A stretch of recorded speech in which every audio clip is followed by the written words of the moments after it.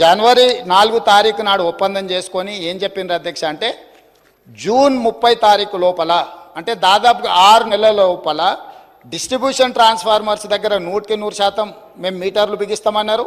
వ్యవసాయ డిస్ట్రిబ్యూషన్స్ ఉన్న దగ్గర మేము మీటర్లు పెడతామని ఒప్పందాలు చేసి సంతకాలు చేశారు అధ్యక్ష. గతంలో మీ ప్రభుత్వం సంతకాలు పెట్టింది, ఇగో మీ అధికారులు పోయి అగ్రిమెంట్లు చేసిండ్రు అని ఒక కాయిదాన్ని చూపించి సభ ద్వారా రాష్ట్ర ప్రజల్ని పక్కదో పట్టించే ప్రయత్నం చేశారు. ఈ అగ్రిమెంట్ ఎక్కడిది? ఇది ఆల్రెడీ నేను చెప్పిందే, ఆయన కొత్తగా వెలికి తీసిందేం లేదు. గతంలో ఉదయ్ స్కీములో కేంద్ర ప్రభుత్వము దేశంలోని అన్ని రాష్ట్రాల మీద ఒత్తిడి పెట్టి 27 రాష్ట్రాలను ఉదయ్లో చేర్చారు. అప్పుడు కాంగ్రెస్ పార్టీ అధికారంలో ఉన్న రాజస్థాన్, హిమాచల్ ప్రదేశ్ తదితర రాష్ట్రాల్లో కాంగ్రెస్ పార్టీ కూడా ఉదయ్ స్కీమ్లో జాయిన్ అయింది. దేశంలో 27 రాష్ట్రాలు జాయిన్ అయినాయి, తెలంగాణ రాష్ట్రం కూడా జాయిన్ అయింది. అయితే ఈ ఉదయ్ స్కీమ్లో ఉన్నదేంటిది? ఇప్పటికే ఎక్కడైతే మీటర్లు ఉన్నాయో ఆ మీటర్లకు స్మార్ట్ మీటర్లు పెట్టాలని మాత్రమే ఈ అగ్రిమెంట్లో ఉంది. అది కూడా వ్యవసాయ విద్యుత్ కనెక్షన్లను మినహాయిస్తూ వ్యవసాయ విద్యుత్ కనెక్షన్లు కాకుండా 500 యూనిట్లకు పైగా కరెంటు కాల్చుతున్నటువంటి మీటర్లకు ఆ పాత మీటర్ల జాగాలకు కొత్త స్మార్ట్ మీటర్లు పెట్టాలని మాత్రమే ఉన్నది. కానీ ముఖ్యమంత్రి గారు ఏం సేవను పక్కతో పట్టించే ప్రయత్నం చేసినారు.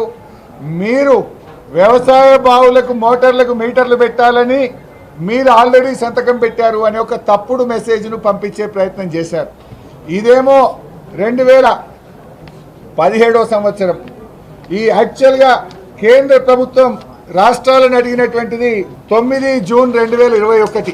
ఇగో ఇది 9 జూన్ 2021 నాడు కేంద్ర ప్రభుత్వం మీరు రాష్ట్రాలు వ్యవసాయ బావులకు మీటర్లు పెడితే మీ రాష్ట్రాలకు 0.5% FRBM అధికంగా ఇస్తాం అంటే తెలంగాణకు దాదాపు 30,000 కోట్లు తెచ్చుకునే అవకాశం ఉండే.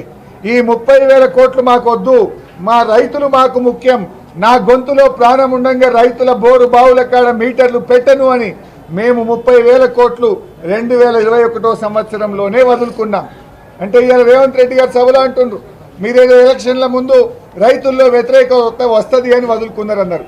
ఇది వచ్చింది ఎప్పుడు? 9th June 2021.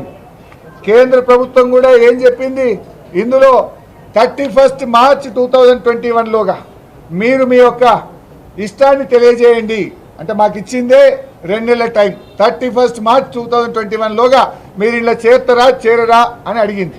అడిగితే మేము చేరము అని రాశాం.